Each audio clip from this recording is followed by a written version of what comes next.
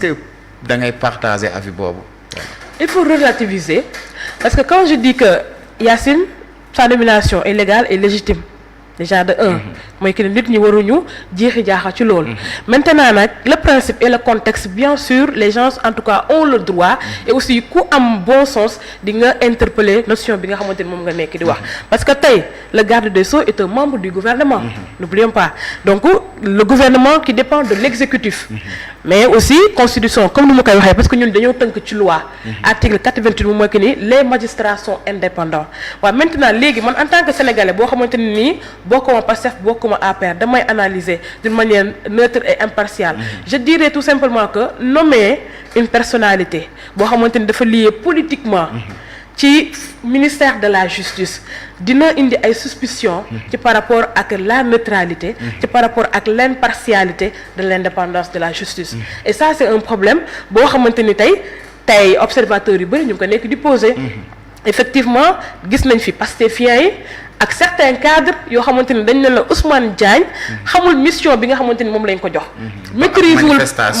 effectivement maîtrise wul projet bi moi j'ai même entendu des journalistes du projet qui disent que ni Ousmane Diagne nañ ko fi jëlee parce que ñun lu ñu bëgg moom mooy amugul mooy que ni nañu defal justice alors mais comment faire même la ça justice aussi c'est grave hein moi j'ai entendu des journalistes parce que noonu laa leen mën a tuddee du projet yoo xamante ne ni nga toog nga ne Ousmane Diagne ñun Macky Sall xaw ma Diomaye bu wàññee ceeb wàññi diwlin wàññi courant wàññi ndox loolu du suñu satisfaction mooy que ni nañu indil ministre boo xamante ni moom moo xam ñun suñu bëgg-bëgg. te journalistes yooyu fii la ñuy servir ce Sénégal ça c'est un problème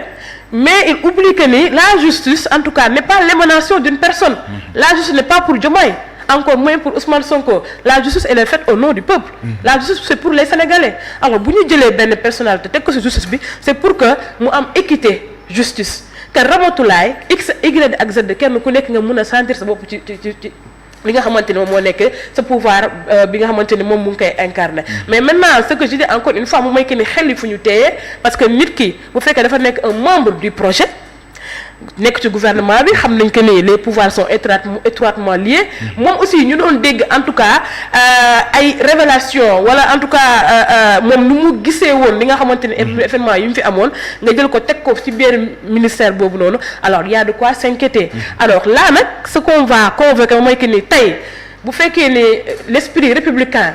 moom daf koy animer mu xam également que ni il faut faire la différence entre la relation que j'entretiens avec le parti avec les personnalités qui sont dans le parti et ma mission bi nga xamante ne tey moom la ñu ma assigné je pense que ni dina mën a def liggéeyam comme Ousmane Diagne en tout cas nu mu ko doon defee et je l'ai une fois entendu mu nekk Assemblée nationale mu ne personne ne peut me mettre la pression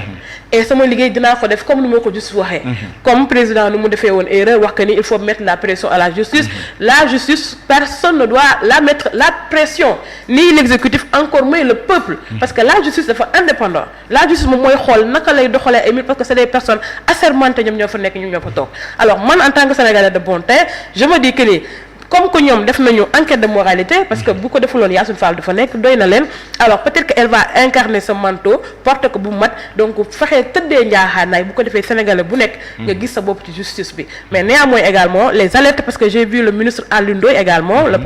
le maire qui a fait alerte jëm ci loolu donc c'est aussi compréhensible parce que bu ñu dàqee Ousmane Diagne am na lu tax loo xamante ne ay précédent la waxuñ ne loolu moo tax ñu dàq ko mais xel yëpp boo xalaatee da nga ne est-ce que nekkul lii lu ñu doon créer moo tax ñu ne ko jugee fi ñu indi fi koo xamante ne ci yéen la bokk dañuy toog di xaar mais nag jugement bi yëpp fan lay dee moom mooy que ni bu commencé poser ay actes boobu ngay soog a xam nag est-ce que Yacine Fall mi moo nekk ministre de la justice du Sénégal wala Yacine Fall moom moo nekk ministre de la justice du parti Pastef mais loolu pour nga xam ko il faut que moom mu commencé mu jël fonction mu commencé teg ay actes ñu commencé analyser nag les faits yi nga xamante ne en tout cas ñun moom lañ nekk di am. mais dama dégg si ñu bari aussi di ko wax ku ci mel ni même le journaliste Babacar Fall dégg naa ko mu ko doon analyser si jour bi mu ne ku mel ni Yacine Fall déjà dafa nekkoon ci ministère boo xamante ne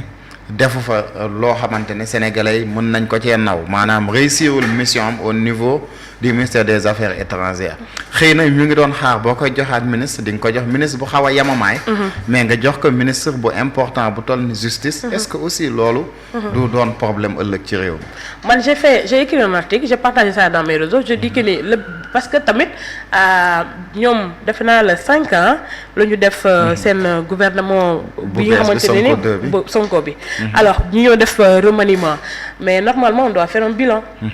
parce que def nañ fi ab léegi mu mat 17 ou 18 mois. 18 mois te ci 18 mois bi gouvernement de combat boobu ñu jëloon nga xamante ne ni ba ñu leen falee je pense que toog dañ 3 ou 4 jours bëgguma jum ci nombre de jours yoo xamante ne amuñu gouvernement. ñu ne le premier ministre Ousmane Sonko dafay xool des personnalités intègres de probité morale yoo xamante ne yu set la ñoo xamante ne am nañu xam-xam alors war nañoo mën a mun toog y compris nous les journalistes ñu ne nañ def bilan bi. ci dans tous les secteurs et dans tous les ministères moi j'ai essayé mais tamit boo jëlee ci justice ci muy santé agriculture Yacine Fall et cetera mais il y a pas de résultat satisfaisant y compris ministère Yacine Fall parce que bu ñu waxantee dëgg suñu diplomatie yi nu mu doon rayonner démb ak barki démb mais tey melu ko la preuve on a eu combien de d'élections wala en tout cas de candidatures yoo xamante ne nii on les a perdus tey par rapport ak Amadou Hott mais loolu diplomatie moo koy réglé par rapport de Augustin Senghor diplomatie moo koy réglé par rapport de je pense que Babacar Ndiaye si je me trompe diplomatie moo koy réglé et également la personnalité en tant que telle la posture qu'il doit incarner ñun xëy na suñu jàng soreegul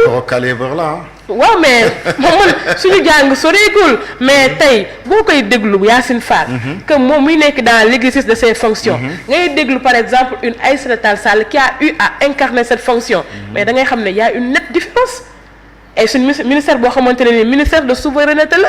c'est pas n'importe quel ministère parce que tey bu ñu waxee état ñaar la y a la dépendance nationale et aussi y a la dépendance internationale moom mooy ki ni tey les relations les coopérations entre autres donc comment faire pour jaillir comment faire également pour montrer sa capacité d'état parce que aucun état n'est petit aucun état n'est grand il y a la souveraineté des états alors est-ce que moom incarné woon na manteau bu mat sëkk tey problème yu ñu nekk di am avec Mauritanie avec les autres pays là mais c'est une diplomatie qui règle ça est-ce que elle était capable est-ce qu'elle l'a fait donc il faut que ñu dresser ce bilan wax durant en tout cas sa prise de fonction lan moo marché wul là on pourra dire que ni est-ce qu'elle était apte ou pas alors pourquoi ñu indi ko ci ministère bi comme ni nga ko waxee on attendait à ce que ñu wàccee ko mu gën a suuf alors ñu jox ko ministère bi nga xamante ne nii elle vient en deuxième position après Ousmane Sonko donc il y a en tout cas c'est des interrogations mais comme je dis encore une fois moom mooy que ni du moment où le président de la République am na prérogative bi rek donc ay légalité ak légitimité dootul tegu ndax am na sañ-sañ bi constitution bi ñun ñoo ko bokk moom moo ne président bi am na sañ-sañ fekk Thierno Ndiaye fi mu toog mu ne ko dama lay def ministre de la justice loolu kenn mënu ci dara parce que président am na ko même bu ñu ne Thierno amul diplôme bi mais il y a combien de ministres qui n'ont pas eu les diplômes des fonctions qu'il exerce mais président moom am na sañ-sañ maintenant ce qu'on attend moom mooy ki ni résultat yi nga xamante ni moom la Sénégalais yi nekk bëgg résultat bi nag moom mooy ki ni la ñu doon yàgg di xeex depuis 1960 parce que à chaque fois dañ naan indépendance de la justice équité de la justice il faut que xam nga tey foofu mooy xam nga ñun ñëpp suivre nañ quand même lu fi doon xew bu ñu nekkul ay acteurs aussi suivre nañ ko mooy ci jamono Pastef ba ñuy fal seen premier gouvernement ba ñu falee Ousmane Diagne fal Jean-Baptiste Tine ñu bëri ci commentaires yi loolu lañ doon rafetlu parce que dañu ne c'est des hommes du sérail c'est des gens te ne seen yoon newul ci politique bi parce que ñun daa am rupture bu ñu wootee rupture boobu la ñu soxla tey bu ñu gisee ñu def un nouveau gouvernement ñu jël ñooñ yëpp génnee leen ci su boobaa est-ce que aussi yow doo jàpp ne rupture boobu ñoom jóge nañ ci bu yàgg xam nga Pastef pari bu mu war a réussir moo tax parfois je le dis à l'interne aujourd'hui je le dis publiquement mooy que ni Pastef bu échoué il y aura beaucoup de choses qui ne vont plus se régler au Sénégal parce que dañu am fu ñu jugee de 1963 la ñu commencé voter ba 2024 les Sénégalais dañu yàgg di décrier benn affaire mooy injustice yi nga xamante ni moom la Sénégalais yi nekk di xeex moom la Sénégalais yi nekk en tout cas di dund alors le Pastef qui vient au pouvoir et en tout cas qui a essayé de montrer à la population que ne injustice yi mën nañ ko régler alors dans la justice particulièrement comme vous avez si bien dit xam nga Ousmane Diagne booy dégg ñu bëri dañ naan la xawma général Jean-Baptiste Tine donc il était en tout cas lié avec le président Macky Sall alors sa responsabilité mais ñëpp dañu naan la nekk na koo xamante ni tey en tout cas c'est l'homme qu'il fallait à la place qu'il fallait. Alors bu fekkee dañoo nar a ñëwaat ba en 2025 nit ñi di remettre en cause l'indépendance de la justice, la démarche bi nga xamante ni moom la justice war a am, donc tey problème day am ci au niveau des populations mais également de la confiance que les populations doivent avoir ci ñi nga xamante ni ñoo nekk seen dirigeants yi. Alors man ça m'a fait trop mal lorsque j'ai vu en tout cas les militants de Pastef nu ñu doon décrier suñu ministre bi di ko saaga donc di ko traiter de tous les noms des gens yoo xamante ne ni xamuñu sax en tout cas nan la ministre bi na la doxee. Alors le premier ministre également qui sortait si déclaration bi ne dëkk bi autorité la manqué. Donc loolu noonu yëpp c'est des choses yoo xamante ne ni man je pense que ni en tout cas day ñëw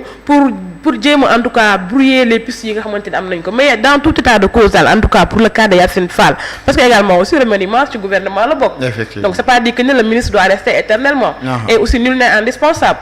Tey moom na def résultat yi nga xamante ne ni en tout cas waxuma Pastef mais waa Sénégal moom lañ nekk di xaar ci moom après ñun dinañ mën a juger concrètement est-ce que lii moo gënoon wala ñii dañ ko def pour en tout cas politiser li nga xamante ne moo nekk la justice. léegi naka nga gisee au niveau du ministre de l'Intérieur ñu teggi Jean Baptiste